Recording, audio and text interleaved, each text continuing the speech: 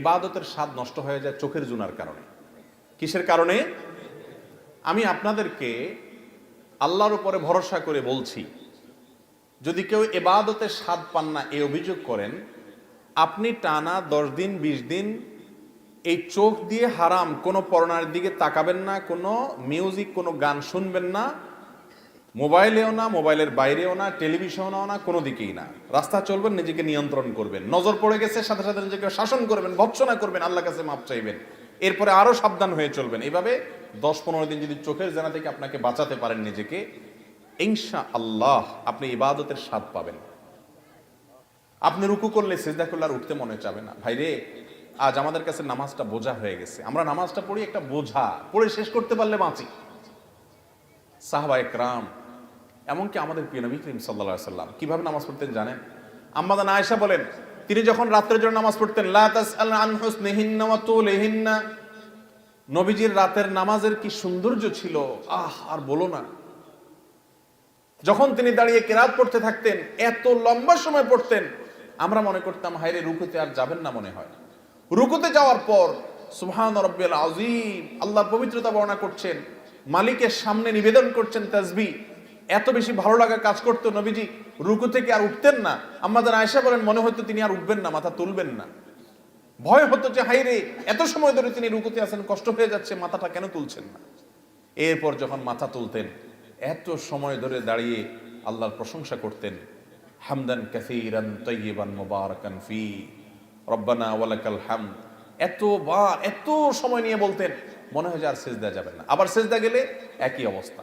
সবচেয়ে মজার জায়গায় সিজদা, আমার মালিককে আমি সিজদা করছি, এই সিজদার বিনিময়ে দুনিয়া এবং দুনিয়ার মধ্যে যা কিছু আছে সবকিছুর চাইতে উত্তম হবে, মালিকের সবচেয়ে নৈকট্য অর্জন হবে। আকরাবু মা ইয়াকুনুল আবদু মির রাব্বিহি ওয়া হুয়া সাজিদ, বান্দা আল্লাহর সবচেয়ে কাছে যেতে পারে যখন সে সিজদায় চলে যায়। প্রধানমন্ত্রীর খুব কাছে যেতে পারলে, প্রেসিডেন্টের খুব কাছে যেতে পারলে আমাদের গর্ব হয়। দুনিয়ার প্রধানমন্ত্রী, দুনিয়ার প্রেসিডেন্ট, দুনিয়ার রাজা, দুনিয়ার সমস্ত মানুষের মালিক যিনি, বাদশাহ যিনি, রব যিনি, সবাই যার গোলাম সৃষ্টি, সেই মালিকের সবচেয়ে কাছে যেতে পারে মানুষ যখন সিজদায় চলে যায়। আপনি যদি মনে করেন আমি সিজদায় আছি, আমার রবের সবচেয়ে কাছে আছি, একবারে সামনাসামনি রবকে পেয়ে আমি নিবেদন করছি সুবহান রাব্বিয়াল আলা, ও আমার মহান প্রভু মালিক, আপনি পবিত্র, আপনার পবিত্রতা আমি বর্ণনা করছি, ভালো লাগা কাজ করবে। নবীজি সাল্লাল্লাহু আলাইহি ওয়াসাল্লাম লম্বা সময় সিজদা করতেন, উঠতে চাইতেন না। আর আমাদের অবস্থা হলো নামাজ তাড়াতাড়ি করে শেষ করতে পারলে বাঁচি।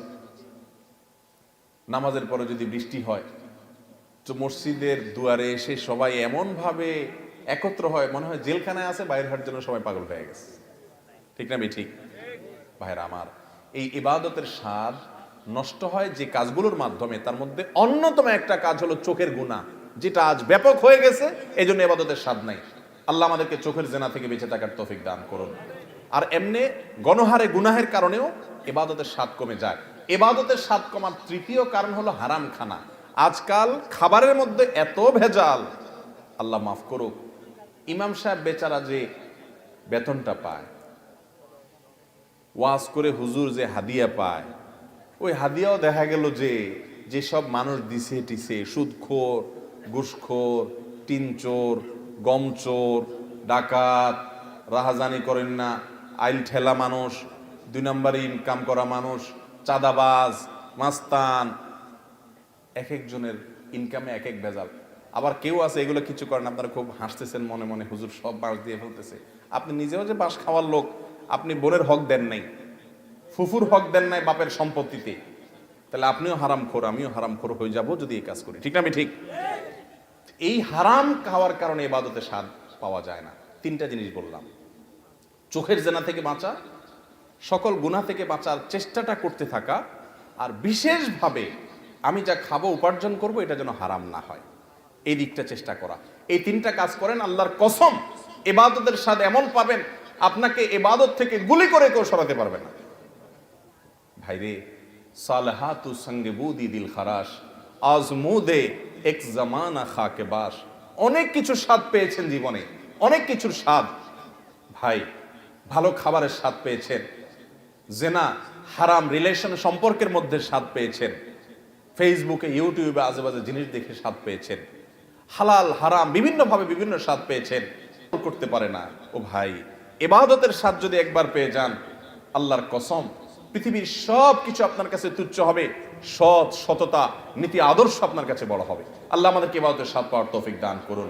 তাহলে 3 কাজ করতে হবে: চোখের জেনা থেকে বাঁচতে হবে, সকল গুনাহ থেকে বাঁচার বিশেষ চেষ্টা থাকতে হবে, আর হারাম খানা থেকে বাঁচার চেষ্টা করতে হবে। আল্লাহ আমাদের তৌফিক দান করুন।